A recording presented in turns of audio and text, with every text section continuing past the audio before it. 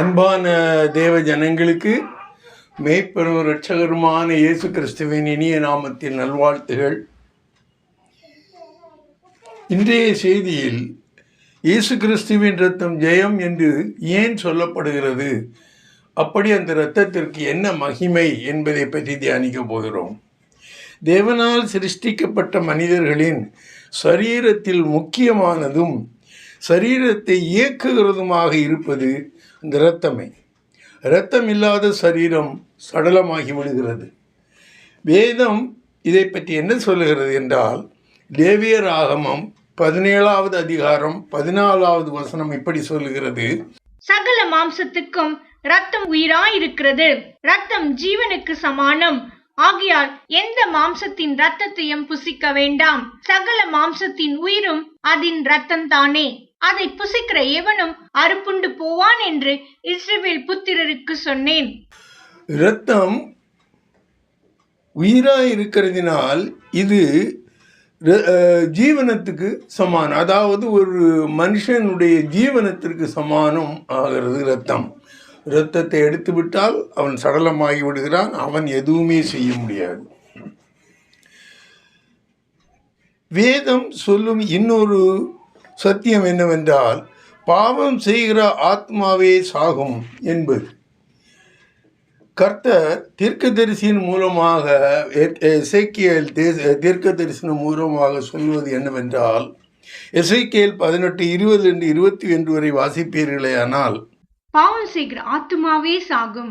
குமாரன் தகப்பனுடைய அக்கிரமத்தை சுமப்பதில்லை, தகப்பன் குமாரனுடைய அக்கிரமத்தை சுமப்பதும் இல்லை. நீதிமானுடைய நீதி அவன் மேல்தான் இருக்கும், துன்மார்க்கனுடைய துன்மார்க்கமும் அவன் மேல்தான் இருக்கும். துன்மார்க்கன் தான் செய்த எல்லா பாவங்களையும் விட்டு திரும்பி என் கட்டளைகளை எல்லாம் கை கொண்டு நியாயத்தையும் நீதியையும் செய்வானே ஆகில் அவன் பிழைக்கவே பிழைப்பான், அவன் சாவதில்லை. ஒருவனின் பாவத்தால் மற்றொருவன் மரிப்பதில்லை. சிலர் அதிகமாக எமோஷனில் சொல்வார்கள், ஐயோ என் பிள்ளையினுடைய எல்லா பாவத்தையும் நான் எடுத்துக்கொள்கிறேன், அப்படியெல்லாம் சொல்லுவாங்க. இல்லை, சிலர் மிக அன்பு கூடுதலால் இருக்கிறதுனால் நான் அவருக்காக வேண்டி, என் மனைவிக்காக வேண்டி நான் மரிக்கிறேன் என்றெல்லாம் சொல்லுவார்கள். அதெல்லாம் வேதத்தில் ஏற்புடையதாக அல்ல. ஒவ்வொருவனுடைய உயிர் சரீரத்திலும் அவன் உயிர் இருக்கிறது. அது அவன் மரித்த பொழுது அந்த சரீரம் செத்து போகிறது. ஒருவருக்காக இன்னொருவர் மரிக்கிறது என்பது வேதத்தில் இல்லை. ஒருவன் பாவம் செய்திருந்து அவன் நிவாரணம் பெறுவ, அந்த பாவத்திலிருந்து நிவாரணம் பெற அவனுடைய இரத்தமே சிந்தப்பட வேண்டும் என்று இங்கு சொல்லப்பட்டிருக்கிறது. அவன் இரத்தம் ஜீவனாறு இரத்தம் சிந்துதல் இல்லாமல் இங்கு பாவ மன்னிப்பே கிடையாது என்று சொல்லப்பட்டிருக்கிறது. அப்போது இரத்தம் சிந்துவதினால்தான் நமக்கு அந்த இரத்தம் பாவ மன்னிப்பு கிடைக்கிறது. பாவம் செய்கிற ஆத்மாவே சாவும். எந்த ஒரு ஆத்மாவும் பாவம் செய்கிறதா இருந்தால் அந்த பாவத்திற்கு சம்பளம் மரணம் என்று நாம் இனி பார்க்க போகிறோம். பாவத்திற்கு சம்பளம் மரணம். அப்படி இருக்கும் பொழுது யார் யார் பாவம் செய்தார்களோ அவர்கள் பாவத்திலிருந்து விடுபட வேண்டுமானால் அவர்களுக்கு மரணம், அவர்கள் இரத்தம் சிந்தப்பட வேண்டும் அல்லது அவர்களுக்கு மரணம் ஏற்பட வேண்டும். இனி பாவ நிவாரணம் பெறுவதற்காக மொத்தமே இரத்தம் சிந்தப்பட வேண்டியது இருப்பதால் கிட்டத்தட்ட உலகத்தில் எல்லோருமே பாவிகளாக இருப்பதினால் ஒருவன் பாவத்திலிருந்து மீண்டு வர நிவாரணம் பெற வேண்டுமானால் அவர்களுடைய இரத்தம் சிந்தப்பட வேண்டும் அல்லது அவர்கள் மரித்து போட வேண்டிய நிலை இருந்தது. ஆதியாகமம் 3:21 ஒரு சம்பவம் சொல்லப்பட்டிருக்கும். அதில் ஏதேன் தோட்டத்தில் ஆதாம் ஏப்ரகாம் முதல் ஜோடி பாவம் செய்ததினால் அவர்கள் செத்து போக வேண்டும். தேவனுடைய நியமனத்தின்படி அவர்கள் பாவத்தில் வந்ததினாலுடைய சம்பளமாக மரணம் மரித்து விட வேண்டும். ஆனால் தேவன் இங்கு ஒரு காரியம் செய்தார். அவர்களுக்கு பதிலாக அவர்களுடைய பாவங்களை தான் பொறுத்து கொண்டதை வெளிப்படும்படியாக அவர் ஒரு மிருகத்தை அடித்து அதனுடைய இரத்தம் சிந்தப்பட்டதினால் இவருடைய பாவங்கள் மூடப்பட்டன என்று சொல்லப்பட்டிருக்கும். வாசியுங்கள் ஆதியாகமம் 3:21. தேவனாகிய கர்த்தர் ஆதாமுக்கும் அவன் மனைவிக்கும் தோல் உடைகளை உண்டாக்கி அவர்களுக்கு உடுத்தினார். தேவன் அவர்களுக்கு தோல் உடைகளை உடுத்தினார். தோல் உடை எங்கிருந்து வந்தது? ஒரு மிருகம் அடிக்கப்பட்டது, அதனுடைய இரத்தம் சிந்தப்பட்டது, அதனுடைய அந்த தோலை இவர்கள் உடையாக அணிந்து கொண்டதினால் இவர்களுடைய பாவங்கள் தேவனால் அந்த சமயத்தில் பொறுத்து கொள்ளப்பட்டது. அந்த ஒரு இரத்தத்தினால் அந்த பாவம் நிவாரணப்படவில்லை. அவர்களுடைய டெம்பரரியாக அந்த பாவம் அவர்களுடைய பாவங்களை தேவன் பொறுத்து கொண்டார் என்று வேதம் சொல்லுகிறது. இயேசு பூமியில் வாழ்ந்த காலத்தில் நிலுவையில் இருந்த நீதி பிரமாணத்தின்படி இரத்தம் சிந்துதல் இல்லாமல் பாவ மன்னிப்பில்லை என்ற நிலை இருந்தது. எபிரேயர் 9:22 வாசிப்பீர்களேயார். நியாய பிரமாணத்தின்படி கொஞ்சம் குறைய எல்லாம் இரத்தத்தினாலே சுத்திகரிக்கப்படும். இரத்தம் சிந்துதல் இல்லாமல் மன்னிப்பு உண்டாகாது. இரத்தம் சிந்துதல் இல்லாமல் பாவ மன்னிப்பு கிடையாது. பாவ மன்னிப்பு என்று ஒன்று வேண்டுமானால் அதற்கு இரத்தம் சிந்தப்பட வேண்டும். ஒருவனுடைய பாவம் மன்னிக்கப்பட வேண்டுமானால் அவனுடைய பாவமே மன்னிக்கப்பட வேண்டும். அந்தபடிதான் அந்த ஏதேன் தோட்டத்திலே ஆதாம் ஏவாளுடைய பாவங்கள் மன்னிக்கப்பட வேண்டுமானால் அவர்களுடைய இரத்தமே சிந்தப்பட்டிருக்க வேண்டும். தேவன் அதை அனுமதிக்காமல் அதற்காக ஒரு 14 மதினத்தை கொடுத்தார். அந்த ஆதாம் ஏவாளுக்காக அவருக்கு பதிலாக ஒரு மிருகம் அடிக்கப்பட்டு அவர்களுடைய இரத்தம் சிந்தப்பட்டதினால் இவர்களுடைய பாவங்கள் அந்த சமயத்தில் தேவனால் பொறுத்து கொள்ளப்பட்டது.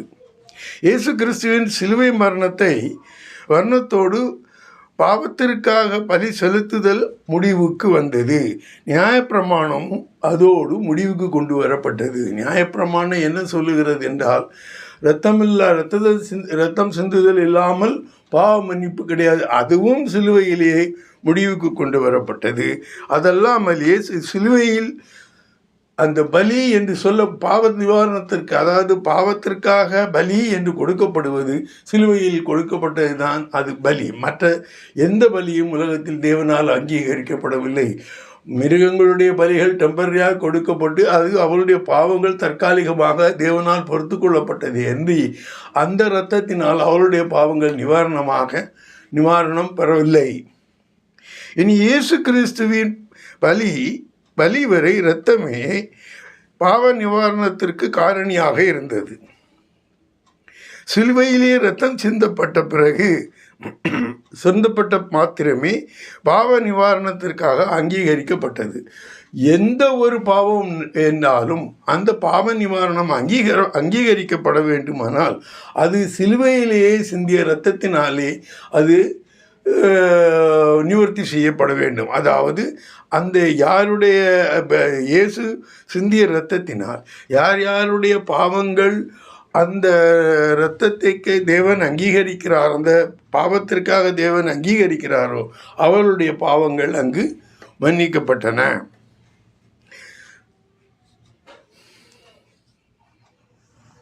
லேவியராகமம் 17:19 வாசிப்பீர்களே. ஆனால் மாம்சத்தின் உயிர் இரத்தத்தில் இருக்கிறது. நான் அதை உங்களுக்கு பலிபீடத்தின் மேல் உங்கள் ஆத்துமாக்களுக்காக பாவ நிவர்த்தி செய்யும்படிக்கு கட்டளையிட்டேன். ஆத்துமாவிற்காக பாவ நிவர்த்தி செய்கிறது இரத்தமே. இங்கு கொஞ்சம் தெளிவாக போடப்பட்டிருக்கும். எந்த ஒரு ஆத்மாவிற்காகவும் பாவ நிவாரணம் செய்வது இரத்தமே. அதே மாதிரியாக எந்த ஒரு இடத்திலும் ஒரு மனிதனுடைய பாவத்திற்காக ஒரு மிருகத்தின் இரத்தம் செலுத்தப்பட்டு அந்த நிவாரணம் பெற்றதாக வேதத்தில் எங்கேயும் சொல்லப்படவில்லை. தேவன் சொல்லுகிறார் தான் அந்த பாவத்தை தான் பொறுத்து கொண்டதாக, அதாவது டெம்பரரியாக அந்த மூடப்பட்டது, அந்த பாவம் நிவர்த்தியாகவில்லை. பாவத்திற்காக இரத்தம் சிந்துதல் என்பது இயேசு கிறிஸ்துவின் சிலுவை பலி வரை சாத்தியமாக இருந்தது. மன்னிக்கப்பட்ட எல்லா பாவமும் சிலுவையில் சிந்தப்பட்ட இரத்தத்தினாலே அது நிவாரணம் பெற்றது. அப்படியானால் இயேசு கிறிஸ்துவின் இரத்தம் சிந்திவிட்டு பரமேறி சென்ற பின் எப்படி பாவங்கள் மன்னிக்கப்படுகிறது? இயேசு கிறிஸ்துவினுடைய மரணத்தினால், அவருடைய பலியினால், அவர் சரீரத்திலிருந்து சிந்தப்பட்ட அந்த இரத்தத்தினால், இயேசுவின் இரத்தமே மிகவும் விசேஷித்த இரத்தம். ஒரு இரத்தம் ஒரு மனிதனுக்கு உடலில் உண்டாகிறது என்றால் அது தாயின் பங்கும் தகப்பனின் பங்கும் இருக்கும். இங்கு தாயினுடைய பங்கு மட்டுமே இருந்து அந்த தகப்பனினுடைய எந்த ஒரு பங்கும் இந்த இரத்தத்தில் இருந்ததாக தெரியவில்லை. ஆனால் அதற்கு பதிலாக ஏதோ ஒன்று இருக்க வேண்டும். அதை பற்றி நமக்கு வேதம் வெளிச்சமாக சொல்லவில்லை. ஆனால் அநேக யூகங்களும் அநேக விதமான டிஸ்கஷன்களும் இதன் விதமாக நடந்து கொண்டிருக்க, அவைகளையெல்லாம் நம்பக்கூடாது. அப்படி அந்த இயேசு கிறிஸ்து சிலுவையில் இரத்தம் சிந்திவிட்டு பரமேறி சென்ற பின் எப்படி பாவங்கள் மன்னிக்கப்பட்டன? அவர் சிலுவையில் பரமேறி போய் ஒரு 2000 வருஷத்துக்கு மேலாகிவிட்டது. அப்படியானால் அதன் பிறகு வந்த சந்ததிகள், மனிதர்கள் செய்யக்கூடிய பாவங்கள் எல்லாம் எப்படி மன்னிக்கப்பட்டன? முன்னாலேயே சரி இருந்த எல்லா பாவத்தையும் சிலுவையில் அவர் செய்த இரத்தத்திற்குள்ளாக தேவன் அதை அங்கீகரித்து அந்த பாவத்தை அவர் நிவாரணம் கொடுத்து விட்டார் என்றால், சிலுவை முடிந்த பிறகு, இயேசு பரமேறி சென்ற பிறகு அங்கு சிலுவையும் இல்லை, இயேசுவும் இல்லை. அதன் பிறகு செய்தவர்களுடைய பாவங்கள் எப்படி மன்னிக்கப்பட்டன? அதற்கு பதிலில் வேதம் என்ன சொல்லுகிறது என்றால், இயேசு கிறிஸ்து இன்றும் உயிரோடு இருக்கிறார், அவருடைய இரத்தத்தால் மீட்கப்படுகிறோம் என்று விசுவாசிக்கும் பொழுது அந்த விசுவாசத்தினால் இன்று அந்த ரட்சிப்பு ஏற்படுகிறது. நமக்கு ஒரு விசுவாசம் தேவை. இயேசு கிறிஸ்து சிலுவையிலே சிந்திய இரத்தத்தால் எப்படி அதன் முன்பு பாவம் செய்தவருடைய இரத்தங்கள் மன்னிக்கப்படுகிறதோ, அதே மாதிரியாக இயேசு கிறிஸ்துவனுடைய இரத்தத்தால் அதன் பின்னால் செய்யக்கூடிய பாவங்களும் மன்னிக்கப்படுகிறது என்ற ஒரு விசுவாசம் உங்களுக்கு இருக்குமானால் அந்த விசுவாசத்தினாலே நீங்கள் உங்களுடைய பாவங்கள் மன்னிக்கப்படுகின்றன. இனி எப்படி அந்த இயேசு கிறிஸ்து பலியாகும் பொழுது, பலியாவதற்கு முன்னால் 2 விதமான நிலைமைகள் இருந்தன. ஒன்று பழைய ஏற்பாட்டு காலத்தில் இயேசு வருவதற்கு முன்னாலேயே செய்த பாவங்கள். அடுத்ததாக பாவங்கள் இயேசு வந்த பிறகு சிலுவையில் அறைந்து மன்னிப்பு பெறுவதற்கு ஏதுவான நிலைமையில் உள்ள பாவங்கள். அப்போ தேவன் பழைய ஏற்பாட்டு பாவங்களை எல்லாம் பொறுத்து கொண்டார். புதிய ஏற்பாட்டில் நடந்த பாவங்கள், அது இயேசு கிறிஸ்துவை பற்றி, இயேசு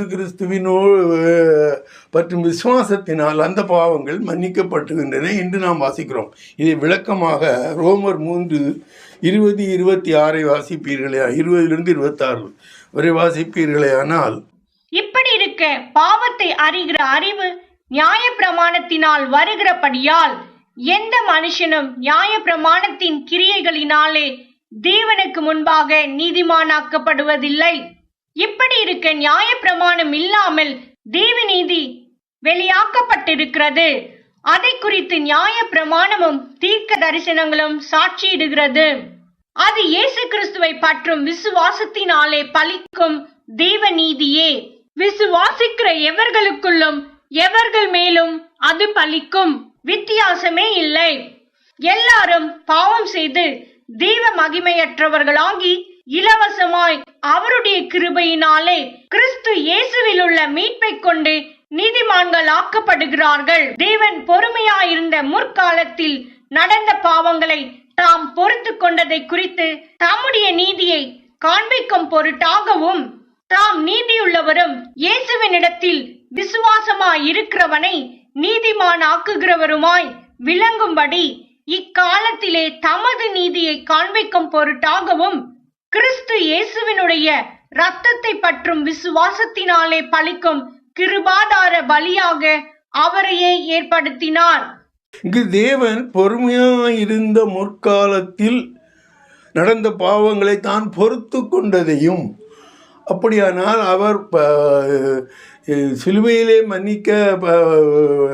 சிலுவை வருவதற்கு முன்னாலேயே தன்னால் பொறுத்து கொண்டப்பட்ட எல்லா பாவங்களையும் எடுத்துக்கொண்டு சிலுவையிலே சிந்திய இரத்தத்தினால் அவைகளை மன்னித்தார். அடுத்ததாக விசுவாசத்தினால், அது என்ன போட்டிருக்கும் பாருங்கள், இக்காலத்திலே தமது நீதியை காண்பிக்கும் பொருட்டாக விசுவாசத்தினாலே இயேசு கிறிஸ்துவின் சிலுவையிலே சிந்தக்கூடிய இரத்தத்தினால் நான் மீட்படைகிறேன், நான் நிவாரணம் அடைகிறேன் என்று சொல்ல அந்த விசுவாசத்தினாலே அப்படிப்பட்ட பாவங்களும் நிவாரணம் அடைகின்றன. அதே பாவங்கள் தான் இப்பொழுது நாம் இருக்கக்கூடிய காலத்திலும் நமக்கு அந்த விசுவாசத்தினாலே அது கிருபாதார பலியாக இருக்கிறது. இதை விவரமாக சொல்லக்கூடிய ஒரு சம்பவம் பழைய ஏற்பாட்டு காலத்திலே நடந்தது. வாசிங்கள் எண்ணாமம் 21:4-9 வரை. அவர்கள் ஏதோம் தேசத்தை சுற்றி போகும்படிக்கு ஓர் என்னும் மலையை விட்டு சிவந்த சமுத்திரத்தின் வழியாய் பிரயாணம் பண்ணினார்கள். வழியின் நிமித்தம் ஜனங்கள் மனமடிவடைந்தார்கள். ஜனங்கள் தேவனுக்கும் மோசேக்கும் விரோதமாக பேசி, நாங்கள் வனாந்திரத்திலே சாகும்படி நீங்கள் எங்களை எகிப்து தேசத்திலிருந்து வர பண்ணினதென்ன? இங்கே அப்பமும் இல்லை, தண்ணீரும் இல்லை. இந்த அற்பமான உணவு எங்கள் மனதுக்கு வெறுப்பாயிருக்கிறது என்றார்கள். அப்பொழுது கர்த்தர் கொள்ளிவாய் சர்ப்பங்களை ஜனங்களுக்குள்ளே அனுப்பினார். அவைகள் ஜனங்களை கடித்ததினால் இஸ்ரவேலருக்குள்ளே அநேக ஜனங்கள் செத்தார்கள். அதனால் ஜனங்கள் மோசேயினிடத்தில் போய், நாங்கள் கர்த்தருக்கும் உமக்கும் விரோதமாய் பேசினதினால் பாவம் செய்தோம். சர்ப்பங்கள் எங்களை விட்டு நீங்கும்படி கர்த்தரை நோக்கி விண்ணப்பம் பண்ண வேண்டும் என்றார்கள். மோசே ஜனங்களுக்காக விண்ணப்பம் பண்ணினான். அப்பொழுது கர்த்தர் மோசேயை நோக்கி, நீ ஒரு கொள்ளிவாய் சர்ப்பத்தின் உருவத்தை செய்து அதை ஒரு கம்பத்தின் மேல் தூக்கி வை. கடிக்கப்பட்டவன் எவனோ அவன் அதை நோக்கி பார்த்தால் பிழைப்பான் என்றார். அப்படியே மோசே ஒரு வெண்கல சர்ப்பத்தை உண்டாக்கி அதை ஒரு கம்பத்தின் மேல் தூக்கி வைத்தான். சர்ப்பம் ஒருவனை கடித்த போது அவன் அந்த வெண்கல சர்ப்பத்தை நோக்கி பார்த்து பிழைப்பான். இங்கு கொள்ளிவாய் சர்ப்பங்கள் முறுமுறுத்த ஜனங்களையும் தேவனுக்கும் மோசைக்கும் எதிராக முறுமுறுத்த ஜனங்களே அந்த சர்ப்பங்கள் கடித்தன. கடித்ததினால் அவர்கள் இறந்து போனார்கள். இறந்து போனவர்கள் அந்த சர்ப்பம் கடிப்பதற்கும் அவர்கள் மரிப்பதற்கும் இடையே 1-2 மணி நேரம் இருந்திருக்கலாம். அவர் பழையபடியும் அந்த வலி தாங்க முடியாமல் சாகிறோமே என்று தேவனையும் மோசையும் பார்த்து முறையிடுகிறார்கள். ஐயா, நாங்கள் தவறு செய்து விட்டோம், எங்களை மன்னித்து விடுங்கள், இந்த சர்ப்பங்களில் எண்ணுங்கள் விடுதலை கொடுங்கள் என்று சொல்லும் பொழுது தேவன் மோசே பார்த்து சொல்லுகிறார், இந்த சர்ப்பத்தின் ஒரு வெங்கல சர்ப்பத்தை செய்து ஒரு கம்பத்தின் மேல் பாளையத்தில் நாட்டிவை. யார் யார் அதை பார்க்கிறார்களோ, அதாவது சர்ப்பத்தினால் கடிபட்ட எவர்கள் அதை பார்க்கிறார்களோ அவர்கள் சாகாமல் உயிர் பிழைப்பார்கள் என்று. அங்கே என்ன நடந்திருக்கும் யோசித்து பாருங்கள். யாரையாவது பாம்பு அந்த சர்ப்பம் கடித்து விட்டால் அவன் எப்படியாவது நான் அந்த வெங்கல சர்ப்பத்தை பார்த்து விட்டால் நான் உயிர் பிழைத்து விடுவேன் என்ற ஒரு அநாதி விசுவாசத்தினால் ஓடிப்போய் அதை பார்ப்பான். அதை பார்த்து விட்டான், நான் அதை பார்த்து விட்டேன், ஏன் எனக்கு நிம்மதி என்று சொல்லுவான் அல்லவா.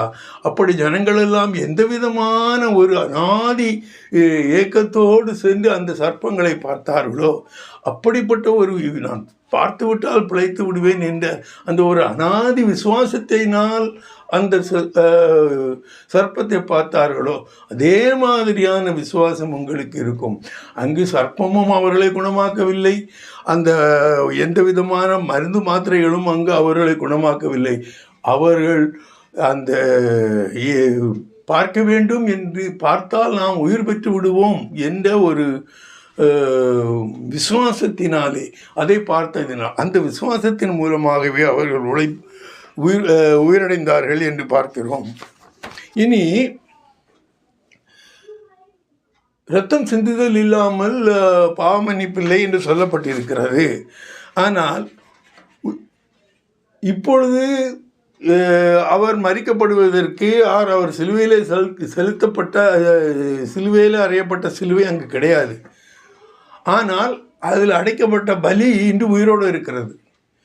அந்த பலி இன்னும் ரத்தம் சிந்திக்கொண்டே இருக்கிறது. ஒன்லி சிலுவை மட்டும் அங்கு இல்லை. ஆகையினால் நீங்கள் விசுவாசிக்கக்கூடியது. இயேசுவின் இரத்தம் என்னை வலியிலிருந்து என்னை நிவாரணப்படுத்தும் என்று விசுவாசிக்கும் பொழுது அந்த இரத்தம் இன்றும் சிந்தப்பட்டு கொண்டிருக்கிறது. அந்த இரத்தத்தினால் நீங்கள் விசுவாசம் அடைகிறீர்கள். இதை நாம் வேதத்திலிருந்து பார்க்கிறோம். வெளிப்படுத்தின விசேஷம் நூலில் உயிர்த்தெழுந்து இயேசு கிறிஸ்து வெளிப்படும் பொழுது இரத்தம் சிந்தி இருப்பவராக வெளிப்படுவார். இப்பொழுது அங்கு உட்கார்ந்திருக்கிற எப்படி இருக்கிறார் என்ற நிலைமை நமக்கு தெரியாது. ராஜா மாதிரியான ஆவரணங்களை தடுத்து கொண்டிருக்கிறாரா எப்படி என்று தெரியவில்லை. ஆனால் வெளிப்படுத்தல் 5ஆம் அதிகாரத்தில் அவர் ஒரு ஆட்டுக்குட்டியாக வெளிப்படுகிறார். அது எப்படிப்பட்ட ஆட்டுக்குட்டி என்றால் அடிக்கப்பட்ட ஆட்டுக்குட்டியாக. அதாவது அடிக்கப்பட்ட ஆட்டுக்குட்டி என்றால் அது தலை வெட்டப்பட்ட ஆட்டுக்குட்டி, அதிலிருந்து இரத்தம் சொண்டி கொண்டே இருக்கிறது. அப்படிப்பட்ட ஒரு ஆட்டுக்குட்டியாக அவர் வெளிப்படுகிறார். அதே மாதிரியாக வெளிப்படுத்தல் 19ஆம் அதிகாரத்தில் வாசிப்பீர்களேயானால் அவர் யுத்தத்திற்கு செல்வதற்கு முன்னால் இப்பொழுதும் இரத்தம் சிந்தி கொண்டு இருக்கக்கூடிய வஸ்திரங்களை அவர் அணிந்திருக்கிறார் என்பதையும் வாசிக்கிறோம். இது வெளிப்படுத்தலில் சொல்லி இருக்கிறது.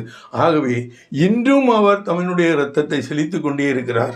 கீழே அந்த இரத்தம் யாருக்காக சிந்தப்படுகிறது என்றால் அந்த இரத்தம் தன்னை நோக்கி விண்ணப்பம் செய்கிறவர்களும் தன்னை விசுவாசித்து பாவ நிவாரணம் துடிப்பவர்களுக்காக அந்த இரத்தம் சிந்தப்படுகிறது.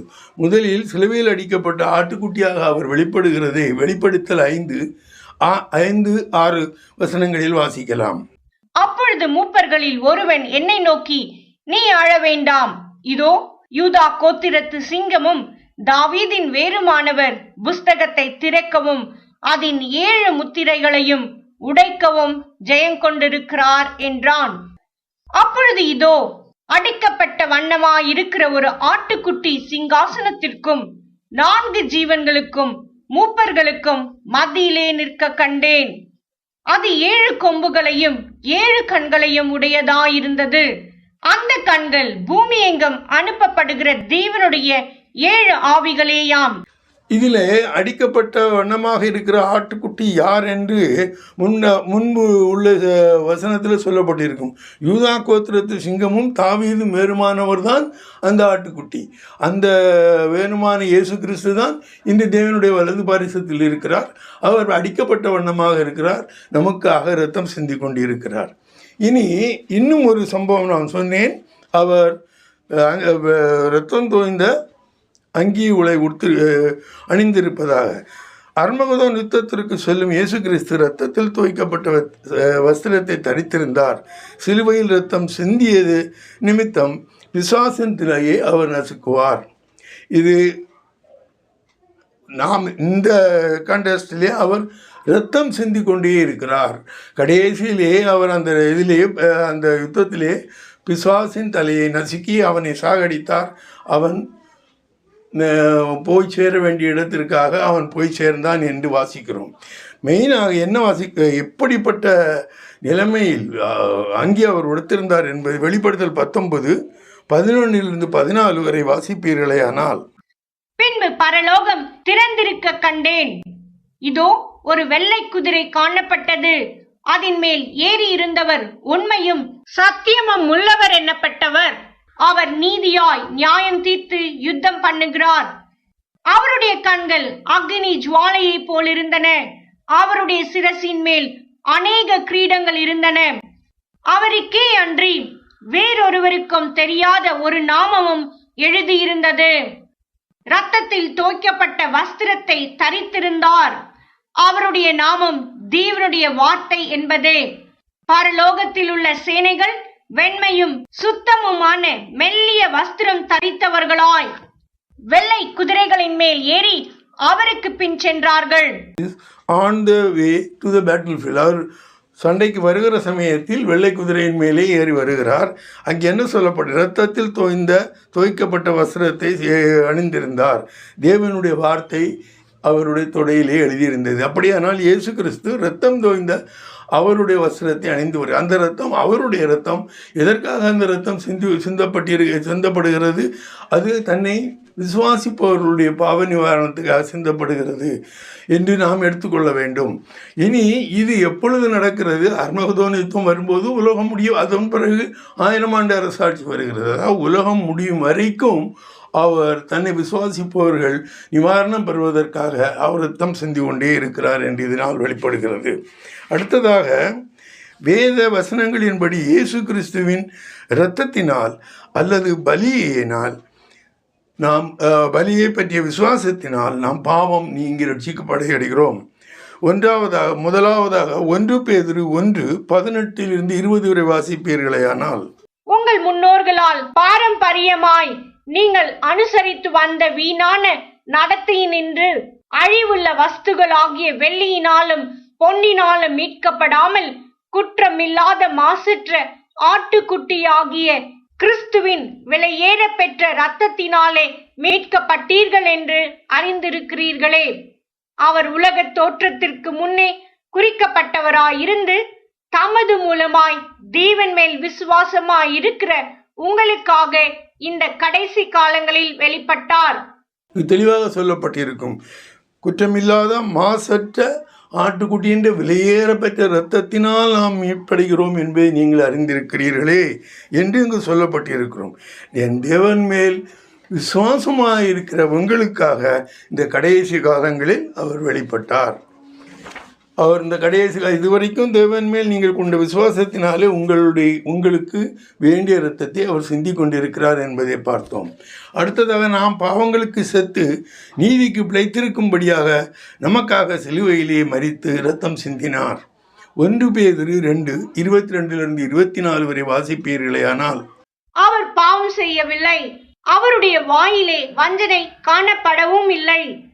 அவர் வையப்படும் போது பதில் வையாமலும் பாடுபடும் போது பயமுறுத்தாமலும் நியாயமாய் தீர்ப்பு செய்கிறவருக்கு தம்மை ஒப்புவித்தார். நாம் பாவங்களுக்கு செத்து நீதிக்கு பிழைத்திருக்கும்படிக்கு அவர் தாமே தமது சரீரத்திலே நம்முடைய பாவங்களை சிலுவையின் மேல் சுமந்தார். அவருடைய தழும்புகளால் குணமானீர்கள். தமது சரீரத்தில் நம்முடைய பாவங்களை அவர் சிலுவையின் மேல் சுமந்து தீர்த்தார் என்று போடப்பட்டிருக்கும். ஜீவனுள்ள தேவனுக்கு ஊழியம் செய்வதற்கு உங்களை கிறிஸ்துவனுடைய இரத்தம் சுத்திகரிக்கிறது. அதாவது கிறிஸ்துவானவர் அந்த தேவனுடைய ஊழியம் செய்வதற்காக கிறிஸ்துவனுடைய இரத்தம் நம்மை சுத்திகரித்து அதற்கு அதை ஏற்றவர்களாக பரிசுத்தவான்களாக்குகிறது. எபிரேயர் 9:11-14 வரை வாசிப்பீர்களேயானால், கிறிஸ்துவானவர் வரப்போகிற நன்மைகளுக்குரிய பிரதான ஆசாரியராய் வெளிப்பட்டு கையினால் செய்யப்பட்டதாகிய இந்த சிருஷ்டி சம்பந்தமான குடாரத்தின் வழியாக அல்ல, பெரிதும் உத்தமமான குடாரத்தின் வழியாகவும் வெள்ளாட்டுக்கடா இளங்காலை இவைகளுடைய இரத்தத்தினாலே அல்ல, தம்முடைய சொந்த இரத்தத்தினாலும் ஒரே தரம் மகா பரிசுத்த ஸ்தலத்திலே பிரவேசித்து நித்திய மீட்பை உண்டு பண்ணினார். அதெப்படி எனில், காலை வெள்ளாட்டுக்கடா இவைகளின் இரத்தமும் தீட்டுப்பட்டவர்கள் மேல் தெளிக்கப்பட்ட கடாரியின் சாம்பலும் சரீர சுத்தி உண்டாகும்படி பரிசுத்தப்படுத்துமானால், நித்திய ஆவியினாலே தம்மை தாமே பழுதற்ற பலியாக தேவனுக்கு ஒப்பு கொடுத்த கிறிஸ்துவினுடைய இரத்தம் ஜீவனுள்ள தேவனுக்கு ஊழியம் செய்வதற்கு உங்கள் மனசாட்சியை செத்த கிரியைகள் அற சுத்திகரிப்பது எவ்வளவு நிச்சயம். சில வெள்ளாட்டுக்கடா இளங்காலை இவைகளுடைய இரத்தத்தினால் அல்ல, தம்முடைய சொந்த இரத்தத்தினாலும் ஒரே தரம் அவர் அந்த மகா பரிசுத்த ஸ்தலத்தில் பிரவேசிக்கிறார். அவர் இப்பொழுது நமக்காக அவர் பிரதான ஆசாரியாராக இருக்கிறார். அவர் உலகத்தில் உள்ள பிரதான ஆசாரியரை போல இல்லாமல் அவர் வானத்திலே எங்கு ஆலயம் இருக்கிறதோ அங்கே அவர் இருக்கிறார். அவர் நமக்கு பரிந்து பேசுகிறவராக இருக்கிறார். அவருடைய இரத்தத்தை எடுத்துக்கொண்டு வருஷத்துக்கு ஒரு தரம் பூமியிலே எப்படி இரத்தம் அங்கு தெளிக்கப்படுகிறதோ அதே மாதிரி அங்கு அந்த ஆலயத்தில் பரிசுத்த ஸ்தலத்துக்குள்ளே அவர் நுழைகிறார். ஒரு தடவை அவர் நுழைந்து விட்டால் அதே போதும் திரும்ப திரும்ப திரும்ப திரும்ப அவர் போக வேண்டியது இல்லை. ஆனால் பூமியில் உள்ள பிரதான ஆசாரியர் மனுஷனாக இருப்பதால் அவர்களை அறியாமலே பாவம் செய்து விடுகிறதுனால் வருஷத்துக்கு ஒரு தடவை அவர்களுக்காகவும் அவர் பலி கொடுத்து அந்த இரத்தத்தை அந்த மகா பரிசுத்த ஸ்தலத்தில் நாம் தெளிக்க வேண்டிய தேவை இருந்தது என்பதை நாம் வாசித்திருக்கிறோம். இனி இயேசு கிறிஸ்துவின் இரத்தத்தினால் பாவங்களை சுத்திகரிக்க கழுவப்படுகிறோம் என்பதை அறிந்திருக்கிறோம். பாவங்களை அறிக்கையிட்டால் பாவங்கள் நமக்கு மன்னிக்கப்படுகிறது என்பதை யோவான் தெளிவாக சொல்லுகிறார். அது மட்டுமல்லாமல் ஒருவேளை மன்னிக்கப்பட்ட பாவத்திலிருந்து திரும்பவும் நாம் வழிவிடுவோமானால் அதையும் மன்னிப்பதற்கு தேவன் அவர் தயாராக இருக்கிறார் என்பதையும் யோவான் நமக்கு விளக்குகிறார். 1 யோவான் 1:7-9 வரை. அவர் ஒளியில் இருக்கிறது போல நாமும் ஒளியிலே நடந்தால் ஒருவரோடொருவர் ஐக்கியப்பட்டிருப்போம். அவருடைய குமாரனாகிய இயேசு கிறிஸ்துவின் இரத்தம் சகல பாவங்களையும் நீக்கி நம்மை சுத்திகரிக்கும். நமக்கு பாவமில்லை என்போமானால் நம்மை நாமே வஞ்சிக்கிறவர்களாயிருப்போம். சத்தியம் நமக்குள் இராது. நம்முடைய பாவங்களை நாம் அறிக்கையிட்டால் பாவங்களை நமக்கு மன்னித்து எல்லா அநியாயத்தையும் நீக்கி நம்மை சுத்திகரிப்பதற்கு அவர் உண்மையும் நீதியும் உள்ளவராயிருக்கிறார். இனி முதலாம் வருகையில் மனிதர்களின் பாவங்களை கழுவும்படி சிலுவையிலே இரத்தம் சிந்த வந்தார். 2ஆம் வருகையின் போது பாவம் இல்லாமல் நியாய தீர்ப்புக்காக வருகிறார். ஆகையால் இதுவரைக்கும் அவர் வந்து நம்முடைய பாவங்களை எல்லாம் நிவர்த்தி செய்துவிட்டு சென்றவர் இன்னும் வருகிறார். வரும்போது அவர் பாவங்களுக்கான நியாய தீர்ப்பை கொடுப்பதற்காக நியாயம் தீர்ப்பவராகவும் ராஜாவாகவும் வருகிறார். 2000 வருஷங்களுக்கு முன்பாக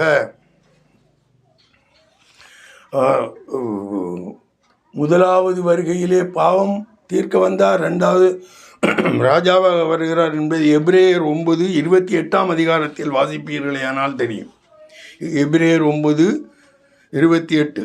கிறிஸ்துவும் அநேகருடைய பாவங்களை சுமந்து தீர்க்கும்படிக்கு ஒரே தரம் பலியிடப்பட்டு தமக்காக காத்து கொண்டிருக்கிறவர்களுக்கு ரட்சிப்பை அருளும்படி 2ஆம் தரம் பாவம் இல்லாமல் தரிசனமாவார். 2000 வருஷங்களுக்கு முன்பாக சிலுவையிலே சிந்திய இரத்தத்தால் நாம் பாவ மன்னிப்பு அடைகிறோம் என்பதை விசுவாசிப்பவர்களுக்கு அந்த இரத்தத்தினாலே பாவ மன்னிப்பு உண்டாகிறது. இப்பொழுது இங்கு எதுவுமே கிடையாது, விசுவாசம் மட்டுமே நிலைத்திருக்கிறது. நீங்கள் விசுவாசித்தால் அதை பெற்றுக்கொள்வீர்கள். நீங்கள் விசுவாசிக்கவில்லை என்றால் அது உங்களுக்கு தென்படாமலே போய்விடும். அன்பான பிதாவே, மேய்ப்பர் இரட்சகமான இயேசு கிறிஸ்துவே, அன்றாடம் வழி நடத்தும் ஆவியானவரே, நாங்கள் செய்கிற பாவங்களிலிருந்து அறிந்தும் அறியாமலோ செய்து விடுகிற பாவத்திலிருந்து எங்களை மீட்டருளும். உமது இரத்தத்தினாலே நாங்கள் சுத்திகரிக்கப்படுகிறோம் என்று நீரே சொல்லி போயிருக்கிறீர். நீர் எங்களுக்காக ரத்தம் சிந்தி கொண்டே இருப்பதாக நாங்கள் வேதத்தில் வாசிக்கிறோம். அன்பான பிதாவே, நீங்கள் தயவுள்ளவராகவும் நீங்கள் இரக்கமுள்ளவராகவும் இருப்பதற்காக நாங்கள் நன்றி உள்ளவர்களாக இருக்கிறோம். எந்த விதமான பாவங்களை நாங்கள் செய்துவிட்டாலும், அதை தெரிந்தோ தெரியாமலோ செய்தாலும் நாங்கள் அதை அறிக்கையிடும்போது எங்களுக்கு மன்னித்தருளும். அப்படி நீர் செய்ய போவதற்காக கோடான கோடி நன்றி. ஆமேன்.